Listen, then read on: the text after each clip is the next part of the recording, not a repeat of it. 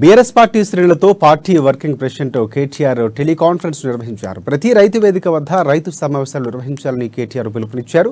ఈ నెల 17 నుంచి 10 రోజుల పాటు బీఆర్ఎస్ రైతు సమావేశాలు నిర్వహించారన్నారు. 3 పంటలు బీఆర్ఎస్ నినాదం, 3 గంటల కరెంటు కాంగ్రెస్ నినాదం పేరిట సభలు నిర్వహించాలని సూచించారు. రైతులకు కాంగ్రెస్ నేతలు క్షమాపణలు చెప్పేలా తీర్మానాలు చేయాలన్నారు.